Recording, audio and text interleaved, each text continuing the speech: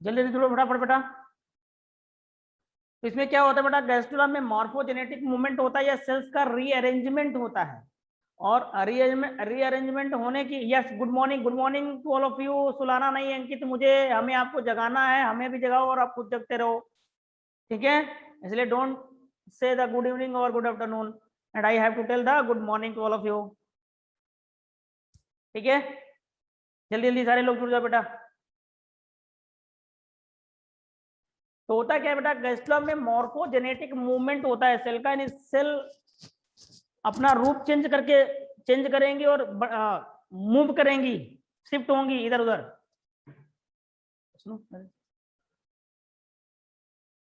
चाय दे जरा मुझे भी 10 मिनट बाद, ठीक है। दो कोई ना बनाएगा। हाँ हाँ हाँ, यहाँ लेके आ जाना।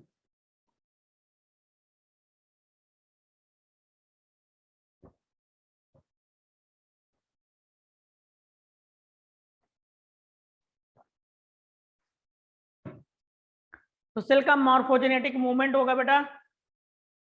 ओहो रवि रंजन, हैप्पी बर्थडे बेटा, हैप्पी बर्थडे टू, है ना। मेरी बेस्ट विशेष है बेटा कि इस बार तुम सिलेक्ट हो जाओ अच्छे से पढ़ करके, है ना। चलो ओके बेटा, ओके चलो आ जाओ सारे लोग बेटा, है ना। रवि रंजन का बर्थडे है, सब लोग बाद में इसको विश कर देना, ठीक है बेटा। चलो देखिए, तो भैया होता क्या है, गैस्ट्रोला में सेल्स का मॉर्फोजेनेटिक मूवमेंट होता है। मॉर्फोजेनेटिक मूवमेंट करने की वजह से होता क्या है, 3 एम्ब्रियोनिक जर्म लेयर का फॉर्मेशन हो जाता है, that is ectoderm, mesoderm, endoderm. जो एम्ब्रियोनिक जर्म लेयर्स है ना, आप चाहो तो वैसे तो आप जब को याद होना चाहिए कि कभी आपने पढ़ा था एनिमल किंगडम, तो बेसिस ऑफ क्लासिफिकेशन जब आप पढ़ रहे थे तो आपने जर्म लेयर पढ़ी थी, एक्टोडर्म, मेसोडर्म, एंडोडर्म। यस, वही तीनों लेयर यहाँ पर बनती हैं और वही तीनों लेयर फिर कंप्लीट बॉडी को बना देंगे, ठीक है। ओके, तो चलिए नेक्स्ट पॉइंट लिखना है बेटा यहाँ पर, जल्दी जल्दी हमारे साथ साथ चलते रहो बेटा, आप लोग थोड़ा सा स्पीड बनाइए आप। हाँ, नेक्स्ट पॉइंट लिखिए, इट अकर्स, इट मतलब गैस्ट्रुला। चलो मैं लिख ही देता हूँ यहाँ पर, गैस्ट्रुलेशन अकर्स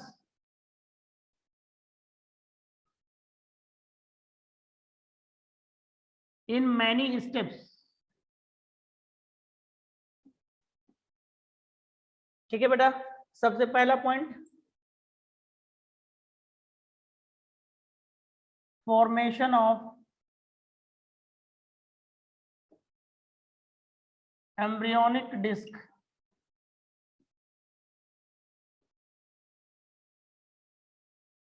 इतना लिखने के बाद फटाफट हेड डालिए बेटा, फॉर्मेशन ऑफ एम्ब्रियोनिक डिस्क, यानी पहला स्टेप है गैस्ट्रुलेशन का, एम्ब्रियोनिक डिस्क का बनना।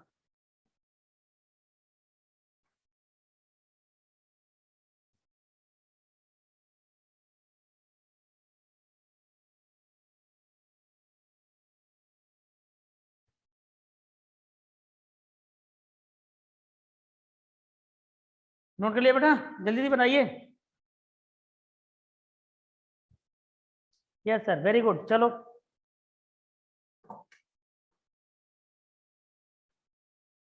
भाई, आपने कभी ब्लास्टुला देखा था और ब्लास्टुला ब्लास्टोसिस्ट के रूप में आ चुका था। अब देखिए जरा एम्ब्रियोनिक डिस्क कैसे बनती है बेटा।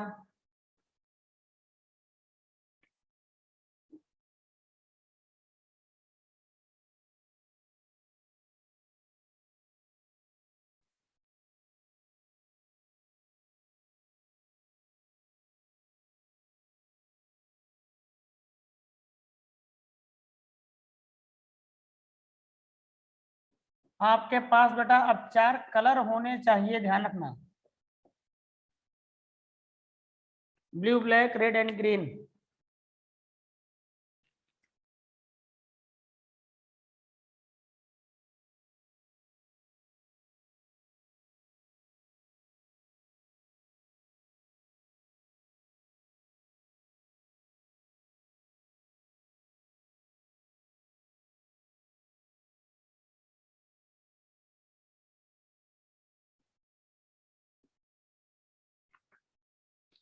आप निहारे नहीं, इसको बनाते भी रहें।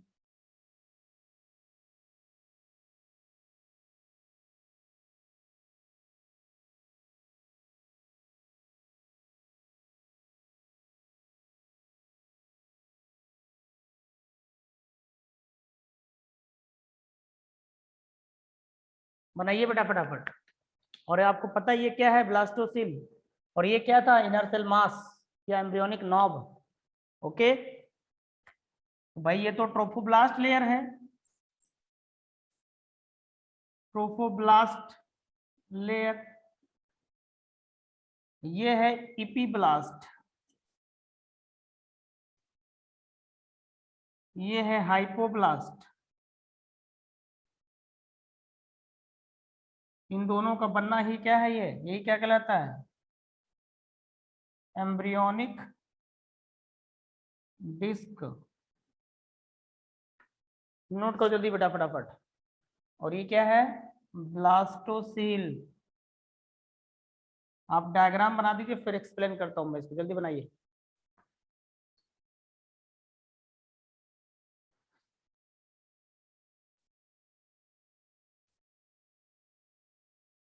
ओहो,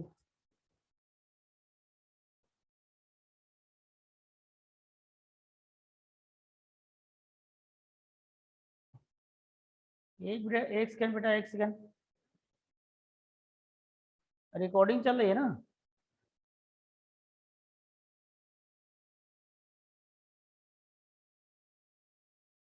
हाँ ठीक है, ठीक। चलो चलिए देखना बेटा।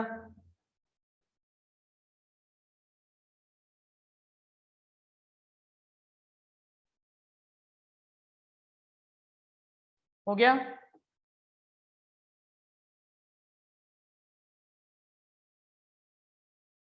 बनाओ बनाओ नोटी, बनाओ जल्दी बनाओ बेटा।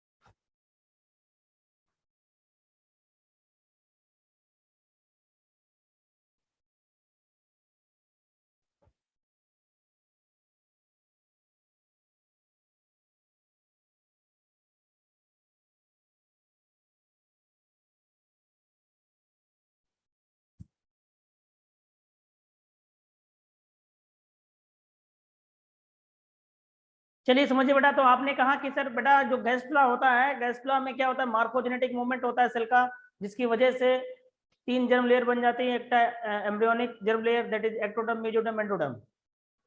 ठीक है ना। आप चाहे तो यहाँ ब्रैकेट में लिख लेना बेटा, उधर एक्टोडर्म, मेसोडर्म, एंडोडर्म।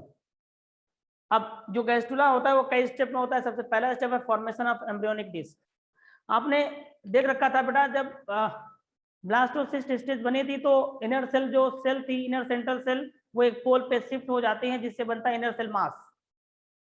और जो इनर सेल मास बनता है, वो इनर सेल मास अब यहाँ पर जब एम्ब्रियोनिक डिस्क बनना होगा तो वो डिफरेंशिएट हो जाती हैं, और इनर सेल मास के पास बेटा स्टेम सेल्स पाई जाती हैं, जो कि हर टाइप की बॉडी टिश्यू को बनाने की क्षमता रखेंगी। अब वही इनर सेल मास जो है सेल हैं, वही सेल डिफरेंशिएट हो जाएंगी, कुछ कॉलमनर हो जाती हैं, कुछ क्यूबोडल हो जाती हैं। जो कॉलमनर होती हैं वो तो बुलाती हैं बेटा इपीब्लास्ट, और जो क्यूबोडल होती है वो बनाती हैं हाइपोब्लास्ट। और इनर सेल मास का इन्हीं दो सेल्स में डिफरेंशिएट हो जाना, यही रिप्रेजेंट करता है फॉर्मेशन ऑफ एम्ब्रियोनिक डिस्क को। समझ में आया बेटा, जल्दी बताइए फटाफट। यस, तो लिखते फटाफट जल्दी जल्दी। बता लूं मैं इसको।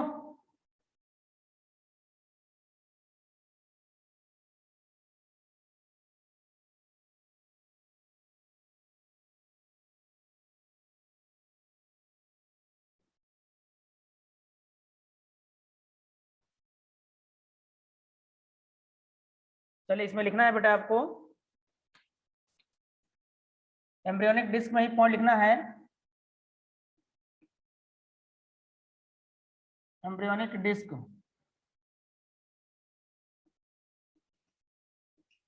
Formation of embryonic disc. क्या लिखना है, inner cell mass of blastula,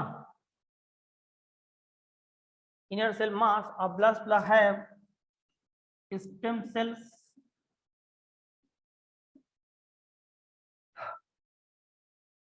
which have property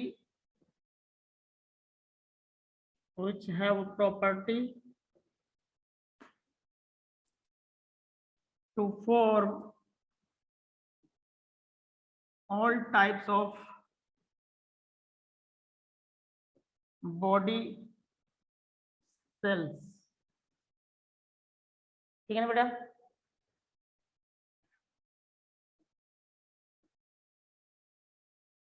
next point, in gastrula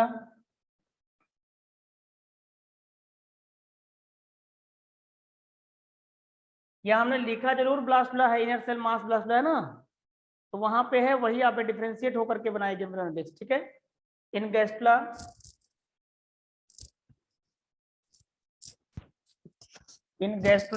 the cells of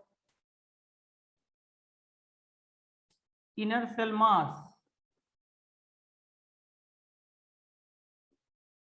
the cells of inner cell mass becomes differentiated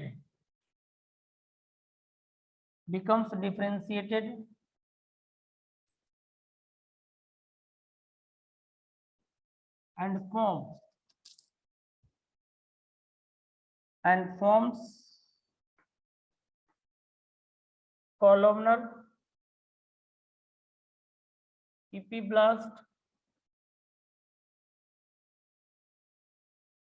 and cuboidal hypoblast।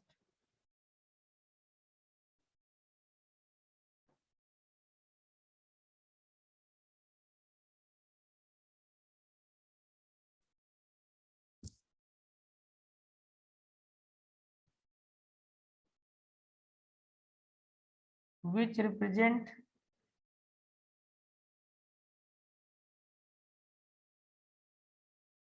embryonic disc।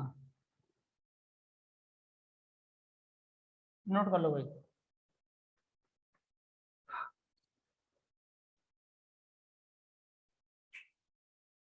Note कर लिया आप लोगों ने? अभी तो 21 लोग थे, अब 19 बच्चे। चलो कोई नहीं मुस्कान, तो जल्दी जल्दी करो बेटा। वॉइस मिल रही बेटा? हमारी वॉइस मिल रही है?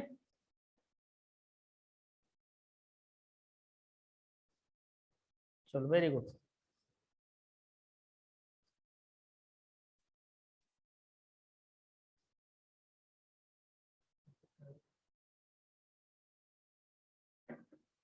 हो गया?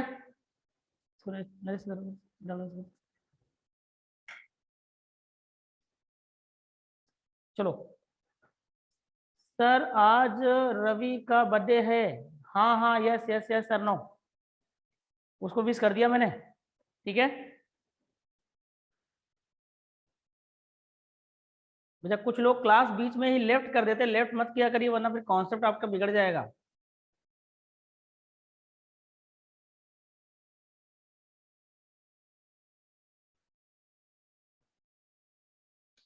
तो आपने कहा कि सर गैस्ट्रुला जो होता है वो कई स्टेप में होता है, और कई स्टेप में पहला स्टेप आपने देख लिया कि फॉर्मेशन ऑफ एम्ब्रियोनिक डिस्क, यानी जो इनर सेल मास थी वो डिफरेंशिएट हो गई हाइपोब्लास्ट और इपीब्लास्ट में।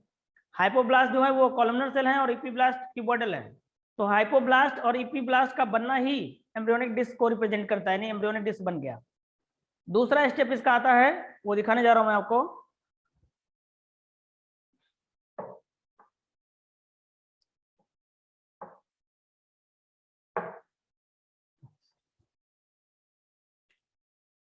नो नो, अरे नहीं नहीं बेटा ऐसा नहीं है, ठीक है ना। हम आप लोगों के लिए घर कैसे जाएंगे? आप लोगों को डॉक्टर जो बनाना है ना? क्यों बिंदास लग रहा हो बेटा, डेली का डेली वर्क करते रहो। और आप लोगों में से कुछ लोग डीपीपी नहीं भेज रहे हैं, ऐसा क्यों कर रहे हो भाई? आप अपने आप को धोखा देंगे बेटा, ध्यान रखिए। जो इंसान काम चोरी करता है वो कभी पनपता नहीं है, ग्रोथ नहीं करता है, ध्यान रखिएगा। सिलेक्शन तो दूर रहा।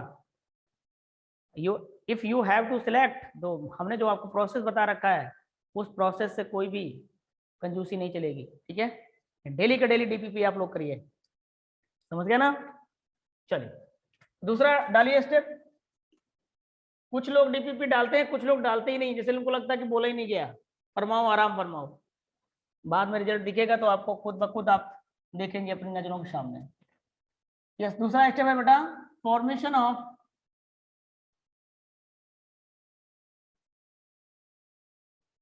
एमनियोटिक कैविटी या एमनियोजेनिक कैविटी कह सकते हो। एमनियोजेनिक कैविटी,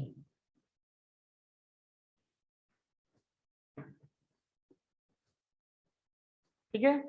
चलो ध्यान देना बेटा, अभी आपने कहा कि सर ये देखिए हमने क्या बनाया था,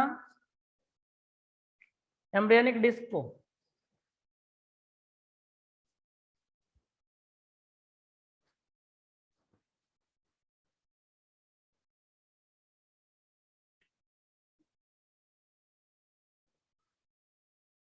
ये आपने एम्ब्रियोनिक डिस्क बनाया था, जल्दी बनाइए फट, पूरा डायग्राम ऐसे गोला बनाइए जल्दी जल्दी।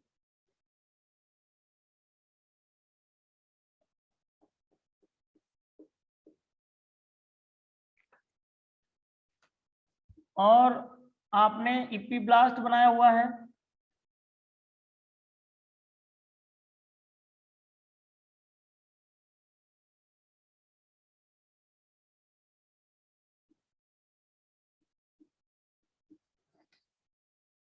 बस जो सेल यहाँ ये एपिब्लास्ट यहाँ से टकराई हुई थी ना, आपने इसको कंप्रेस कर दिया तो नीचे आ गया, एक कैविटी क्रिएट हो गई।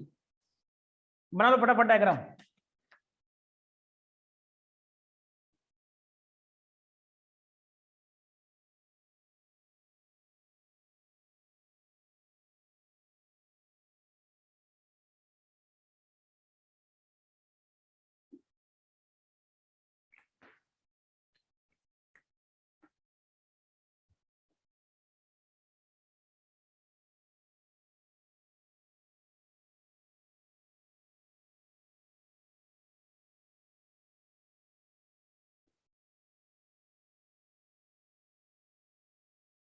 बनाइए फटाफट जल्दी, बन गया बेटा।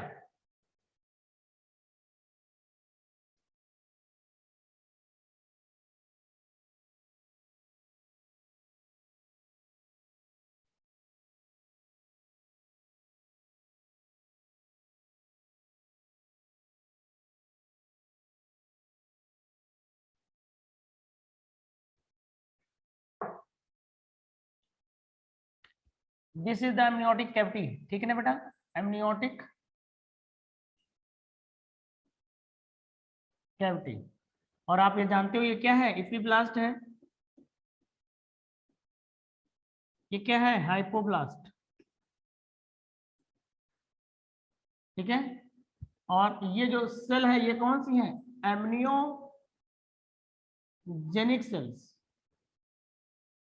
और इन एमनियोजेनिक सेल्स को बनाया किसने, ये ट्रोफोब्लास्ट की सेल्स ने। तो आप इसको ट्रोफोब्लास्ट सेल भी बोल सकते हो, ट्रोफोब्लास्ट सेल्स।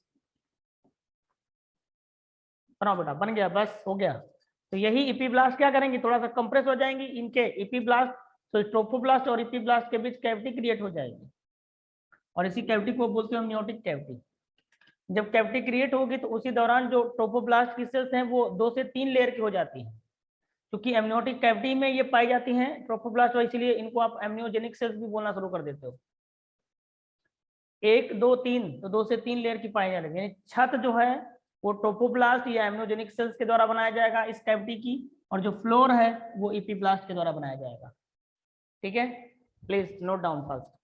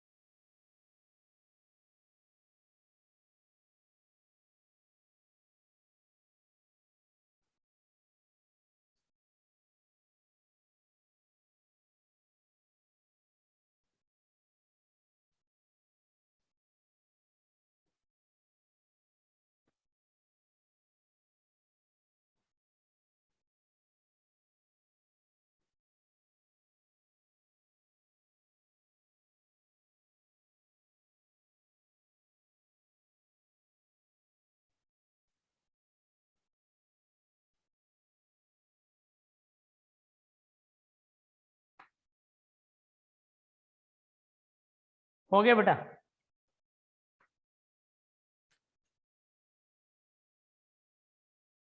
आ गया सबको समझ में? यस यस, जल्दी बनाओ बेटा, जल्दी बनाओ फटाफट।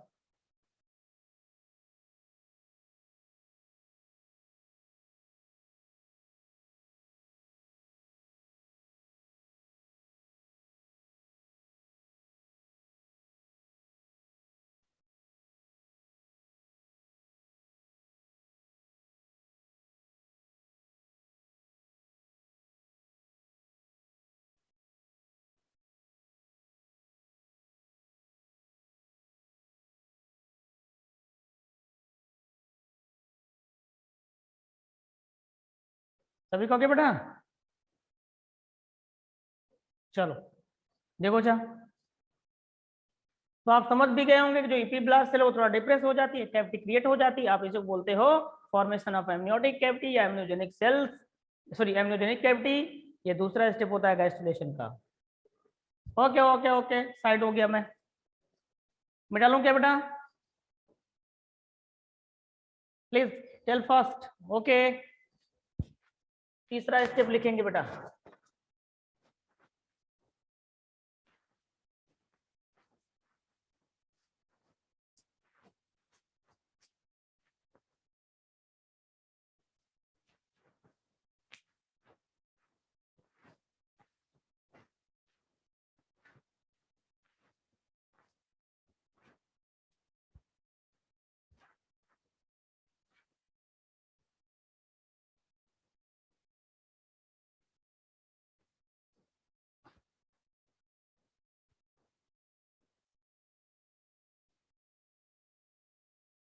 इसके बाद हम डालेंगे बेटा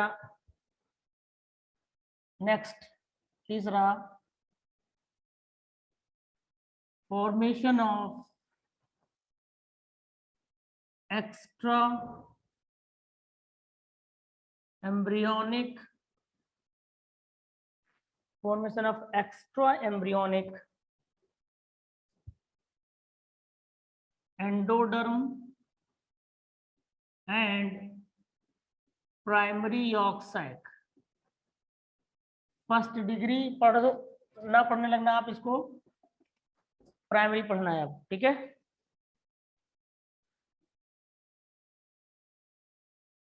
फिर से वही डायग्राम आपको बनाना है जल्दी से।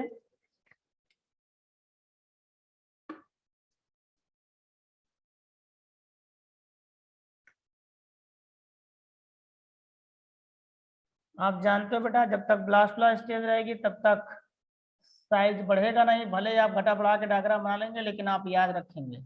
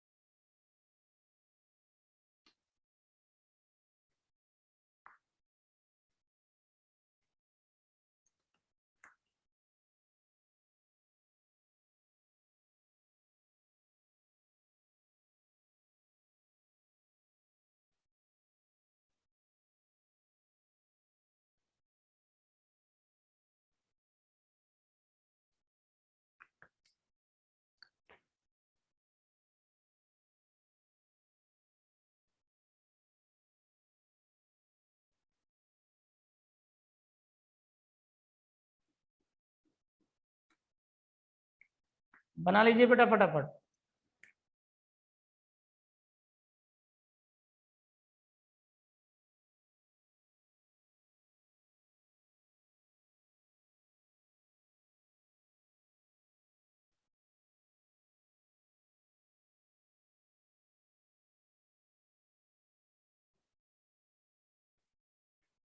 अब आपको ये चीज नहीं दिख रही होगी, ये वाली।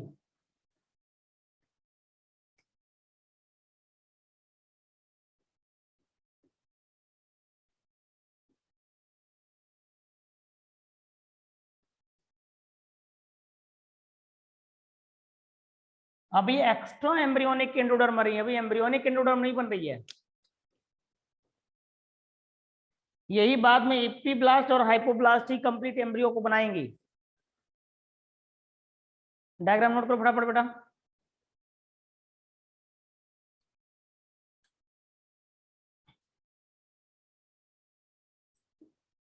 प्राइमरी यॉर्क साइक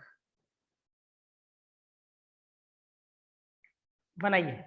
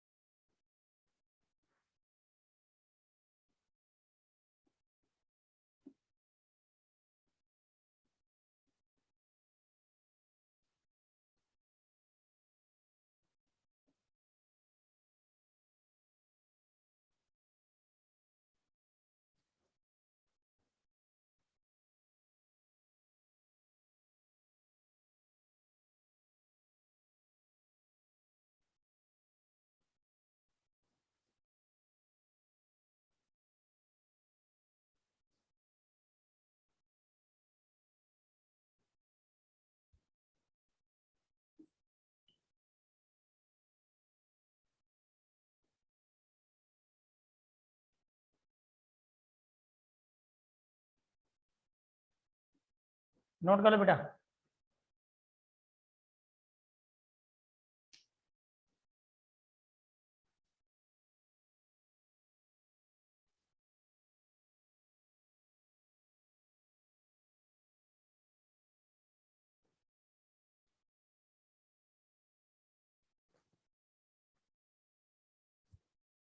हो गया। ऊपर जगह नहीं होगी तो ये लाइन नीचे लिख लेना आप लोग, ठीक है बेटा, घबराने की जरूरत नहीं है हमको।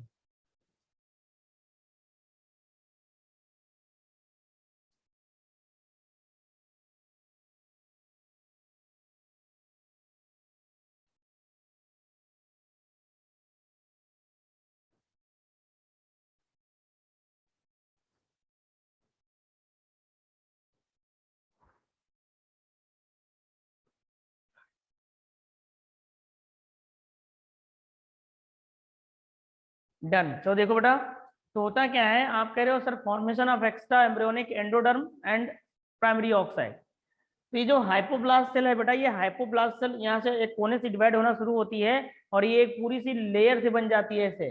जैसे आप जिस रूम में रहते हो उस रूम के एक कॉर्नर पे कह सकते हो यहाँ से एक चादर, ठीक है, वो बांधी जाए तो वो चादर ऐसे नीचे लेकर के आ जाए, दूसरे वहां एंड पे जाके बांध दिया जाए।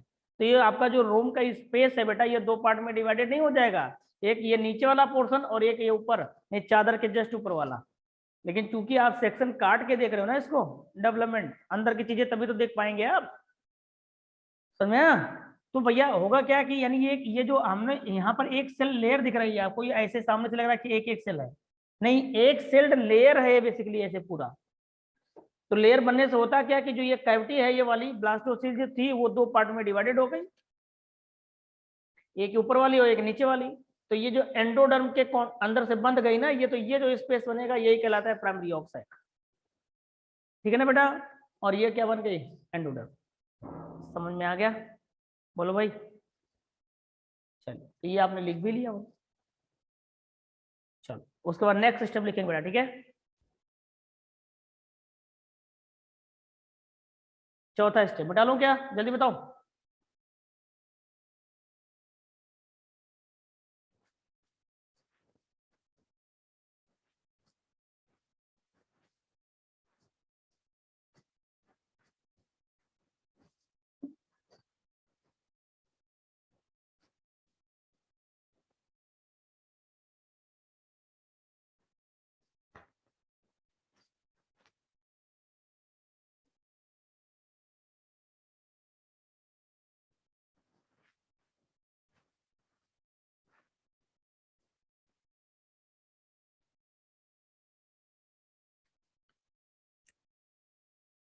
चौथा स्टेप लिखेंगे बेटा,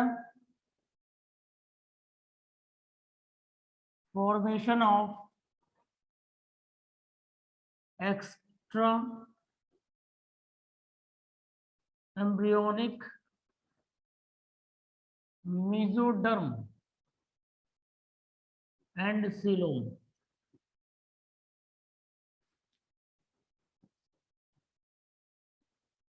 formation of extra embryonic mesoderm and coelom, ठीक है।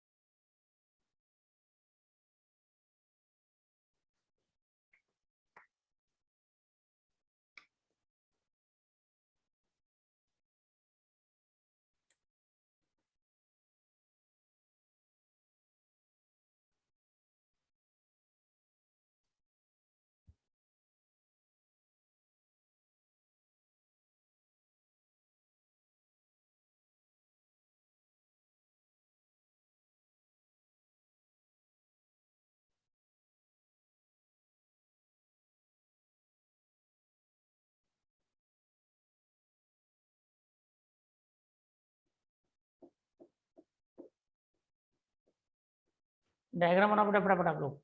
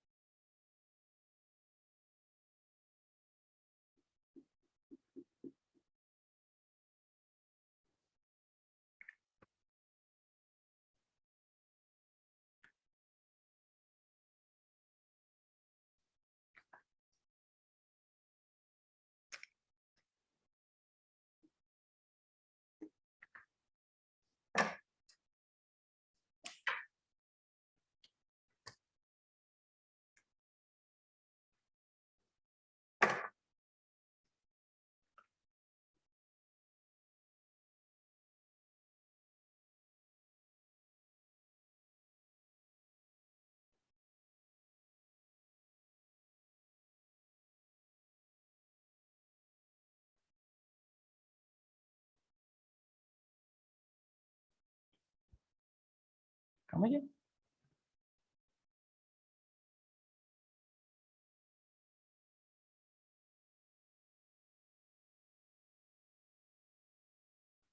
बना बेटा डायग्राम। तो आपको पता होना चाहिए, ये इपीब्लास्ट है, ये हाइपोब्लास्ट है, ये ट्रोफोब्लास्ट है,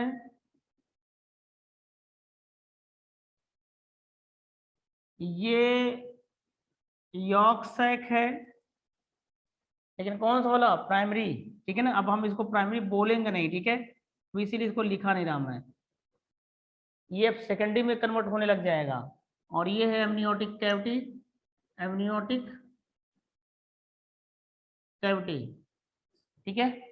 इसके आगे डायग्राम एक और बना रहा हूं मैं बेटा, पहले आप ये बनाइए क्योंकि थोड़ा सा हम इसमें मिटा लेंगे, फिर आगे उस चीज को समझा सकेंगे आपको, ठीक है।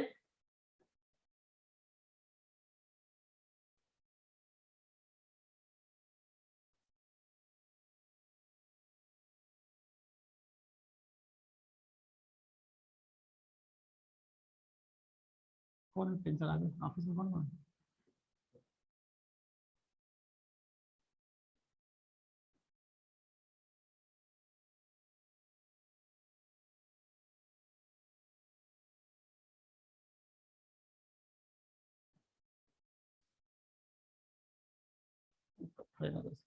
तो मैं दे रहा हूँ, दे दे। ये डायग्राम इसके सामने ही बेटा आपको बनाना है और उसी को आगे प्रोसीड करा के दिखाना है मुझे, ठीक है?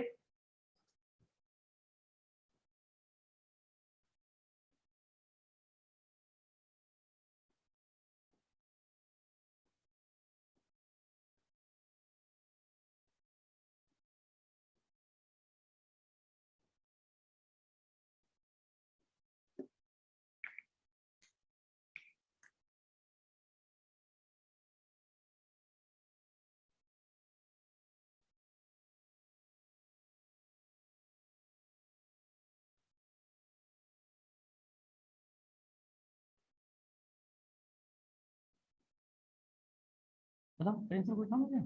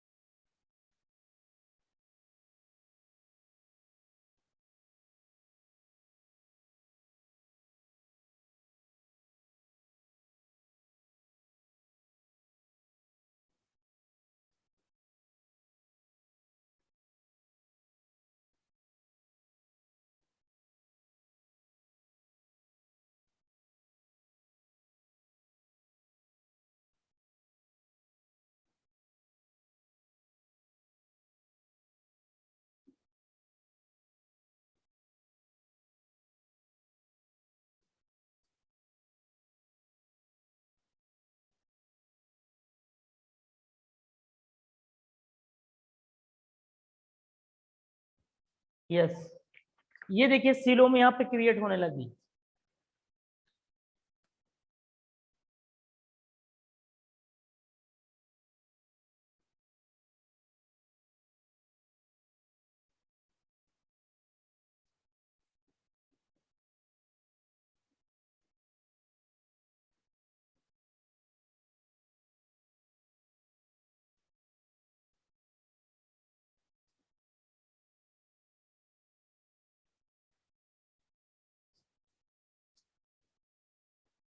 ये भैया मीजोडर्म, जरा आपने हेडिंग देखिए क्या डर रखी है,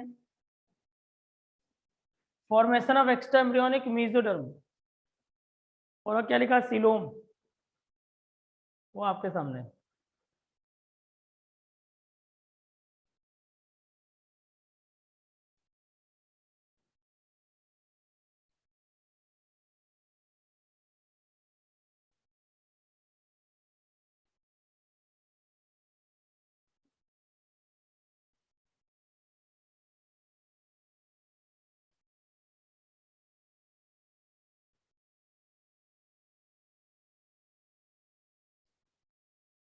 अब इसके एक आगे डायग्राम मैं बनाना चाहूँ तो बना सकता हूँ, लेकिन बनाऊंगा नहीं, हमें सीलोम दिखाना था बेसिकली।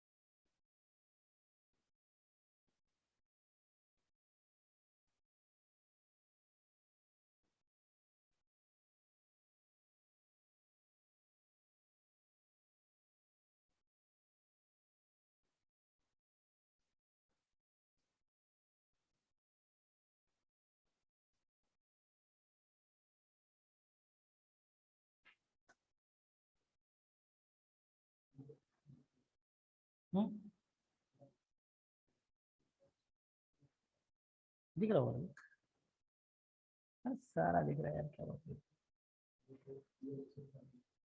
अब देखो रवि देखो कौन कौन है क्या। अच्छा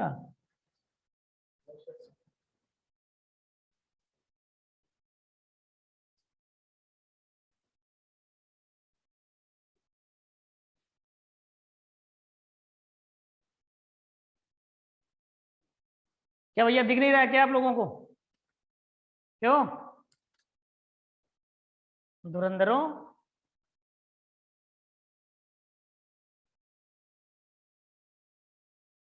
ठीक है वेरी गुड। ये बेटा हमने लिख रखा है स्प्लैंचनो प्लूरिक SPLANCHNOPLEURIC। ओके ओके इसका नोट कर लो बेटा फटाफट।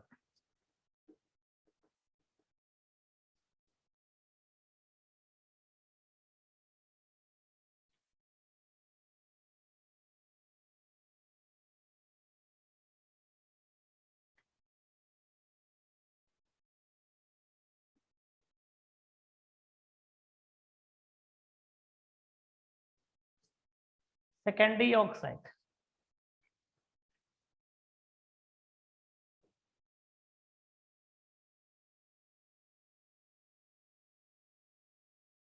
जल्दी बनाइए आप लोग।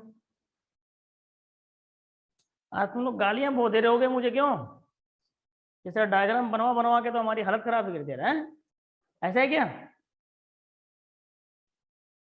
ओके ओके ठीक, बना बेटा जल्दी जल्दी। ये एंडोडर्म लिखा बेटा, एंडोडर्म लिखा हुआ है, ENDODERM।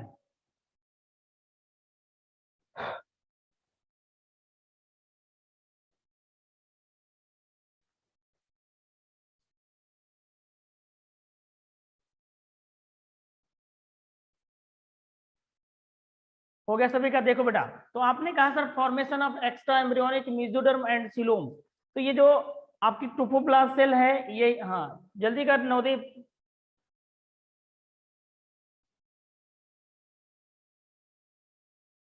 ये एंडोडर्म लिखा हुआ बेटा, always remain in contact with endoderm.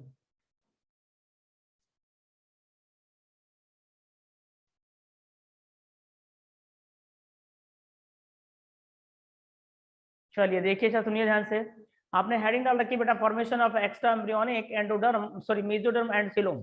तो होता क्या है बेटा, ये जो ट्रोफोप्लास्ट सेल होती हैं, ट्रोफोप्लास्ट सेल डिवाइड होती हैं, डिवाइड हो करके ब्लास्टोसील में मेसोडर्म को बना देती हैं, तो ब्लास्टोसील खत्म हो जाती है।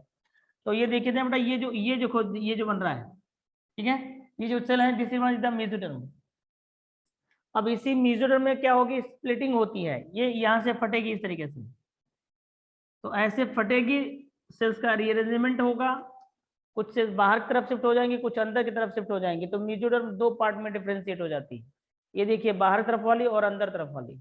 बाहर तरफ वाली जो मेसोडर्म होती है शिफ्ट, उसको आप सोमैटोप्लूरिक मेसोडर्म बोलते हो, और जो अंदर की तरफ शिफ्ट होगी आप उसको बोलते हो स्प्लैंचनोप्लूरिक मेसोडर्म।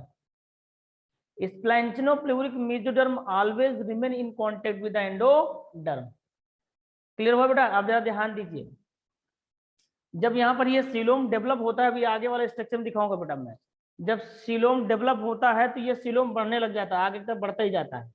सारे लोग डायग्राम को देखिएगा ना तो आपके सिर से उड़ जाएगा, फिर ये सीलोम बढ़ने लगेगा और ये देखिए ये बढ़ता ही चला जाता है ऐसे, ये ऐसे बढ़ेगा इस तरीके से चारों तरफ से, ऐसे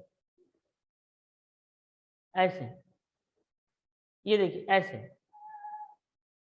ये सीलोम बढ़ेगा, ऐसे बढ़ेगा इस तरह से। तो बढ़ेगा तो उस दौरान होता क्या है कि ये जो मेसोडर्म सेल है तो ये ऐसे रीअरेंजमेंट होती, चारों तरफ से इसको सराउंड कर लेंगी, और ये वाली मेसोडर्म चारों तरफ से इसको सराउंड कर लेंगी, और बीच में कैविटी क्रिएट हो जाती है, और उस दौरान ये प्राइमरी ऑक्साइड सेकेंडरी ऑक्साइड कहलाने लग जाएगा। कुछ आया भैया समझ में? इसके ये जो मिटाया मैंने फिंगर से, ये नेक्स्ट स्टेप में आएगा, ठीक है। चलिए तो आप हेडिंग डालेंगे, इसके बाद इसमें लिखना है बेटा, मैं डाल दूं अब, चलिए लिख लेते फटाफट।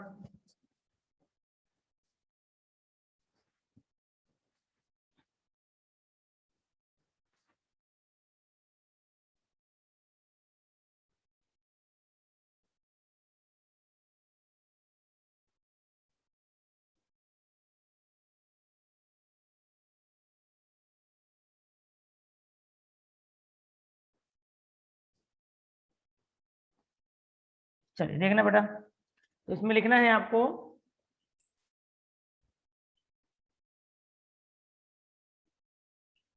The some cells of trophoblast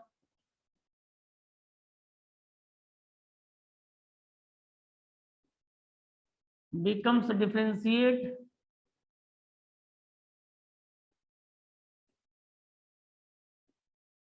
differentiates and form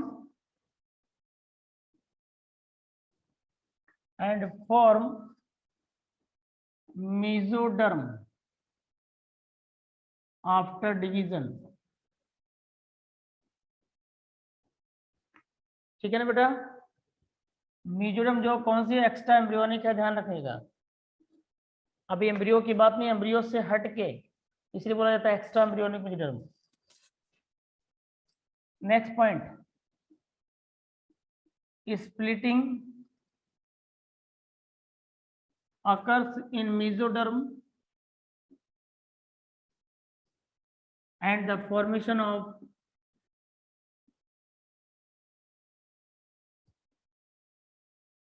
phloem occurs।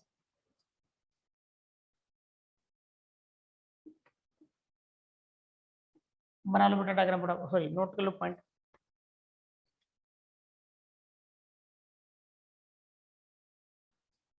जल्दी करो।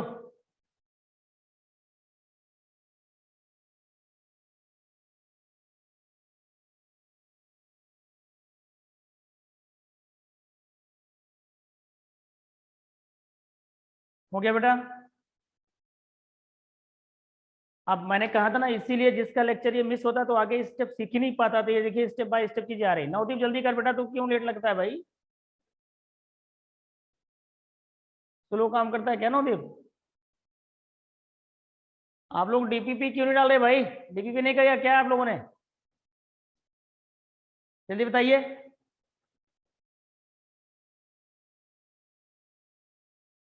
जिन लोगों ने नहीं डालता मैं उसके लिए बोल रहा हूँ बेटा, सिर्फ आज किसी की डीपीपी नहीं आई है।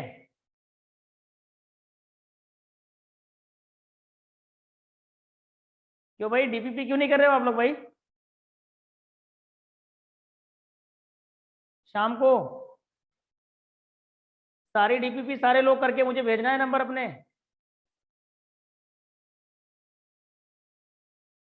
ठीक है, ओके ओके बेटा, ओके ठीक है।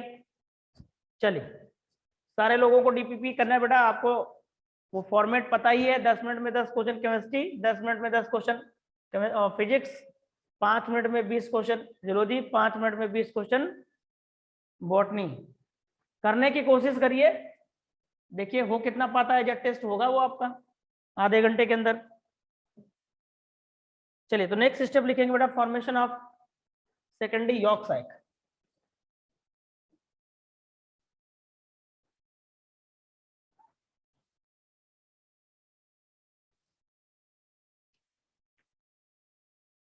पांचवा स्टेप होगा ना, formation of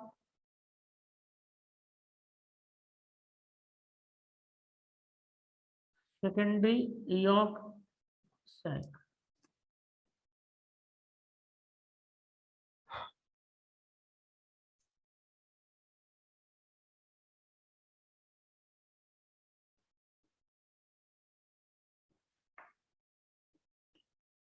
when extra embryonic, diagram आप आगे देख ही चुके हो।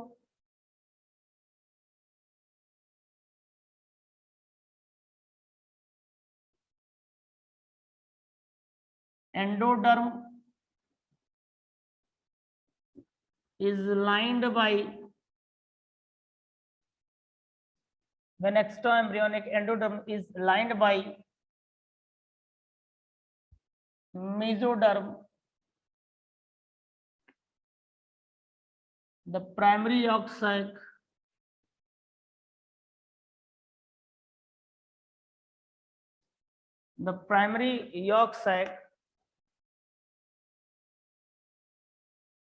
changes into secondary yolk sac। Note कर लो बेटा पॉइंट।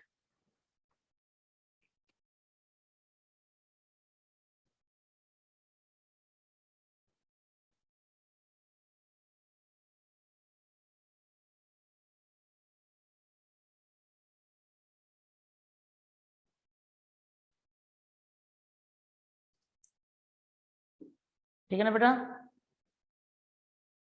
चलो इसके बाद नेक्स्ट स्टेप हम पढ़ें, इसके पहले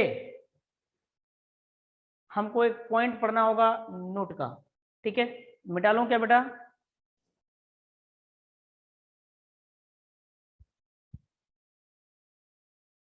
हो गया सारे लोगों का? किसका किसी का ऐसा तो नहीं पॉइंट लिख रहा? ओके। आप लोगों ने सुना होगा एमनियोट्स और एन एमनियोट्स, ठीक है ना? एमनियोट्स और एन एमनियोट्स आपने सुने होंगे बेटा। वो वर्टिब्रेट्स जिन वर्टिब्रेट्स में एक्स्ट्रा एम्ब्रियोनिक मेम्ब्रेन्स या जर्म लेयर बनती हैं, आप उनको बोलते हो एमनियोट्स। और जिनमें एक्स्ट्रा एम्ब्रियोनिक मेम्ब्रेन्स या जर्म लेयर नहीं बनती हैं, उनको आप बोलते हो एनएमनियोट्स। तो नोट में आपको हेड डालना है NOTE नोट। नोट में हेड डालना है आपको एमनियोट्स क्या होते हैं, इनको जान लीजिए। तो these are the animals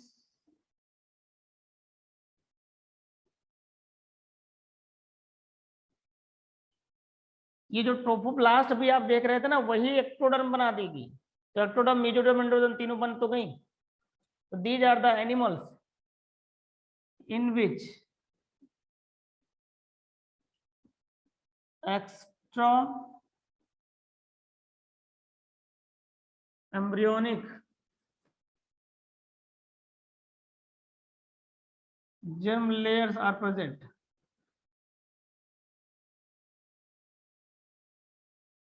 P plus का मतलब बेटा प्रेजेंट है यहाँ पर। Are present known as amniotes.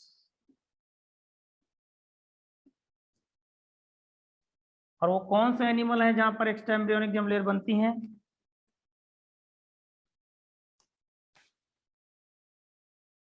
RBM, reptiles, birds, mammals.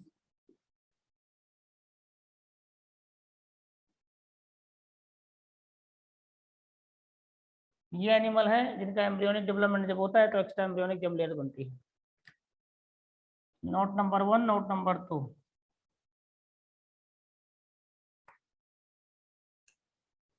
जल्दी नोट करो बेटा।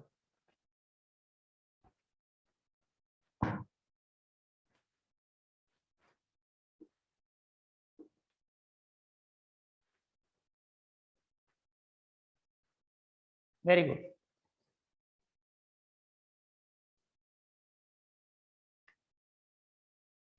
अब हेड डालिए एन एमनियोट्स।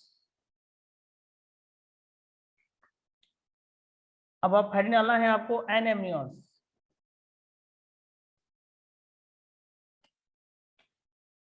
एग्जाम्पल यहाँ पर लिखना है आपको फिशेज एंड एम्फीबियन।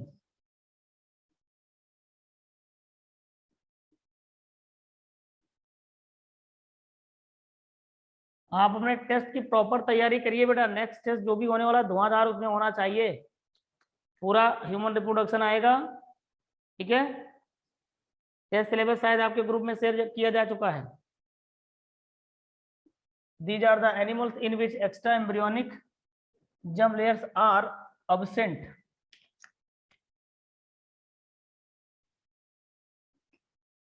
जहां पर ये नहीं पाई जाएंगी उनको आप एनेमनियोट्स कहते हो।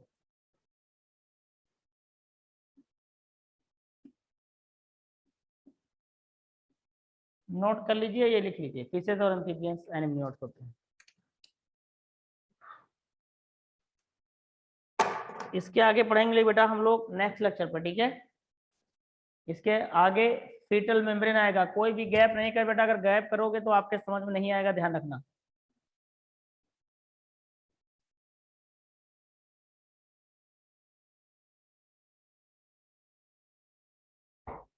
इसके बाद नेक्स्ट स्टेप आएगा फॉर्मेशन ऑफ फीटल मेम्ब्रेन्स। हो गया बेटा? चलिए वेरी गुड। तो यहाँ तक किसी कोई डाउट तो नहीं है बेटा? नहीं। अगर किसी की कोई डाउट हो तो आप पर्सनली बेटा मुझे फोन करके या मुझे व्हाट्सएप के थ्रू जरूर पूछ लीजिएगा। आप अपने मॉड्यूल से अब ह्यूमन रिप्रोडक्शन से रिलेटेड क्वेश्चन सारे करना शुरू कर दीजिए। अगर आपसे फंसते हैं का दुका तो आप मुझे तुरंत पूछिए, ठीक है ना बेटा? हाँ, किसी ने कुछ पूछा, मैं देख नहीं पाया मैसेज। चलो बेटा, okay, bye bye to all of you. अगर इसकी कोई प्रॉब्लम होता है किसी को तो आप पूछ लीजिएगा, ठीक है ना? चलिए, कल अगर एक्स्ट्रा क्लास होगी तो आपको मिल जाएगा मैसेज, ठीक है? Don't worry.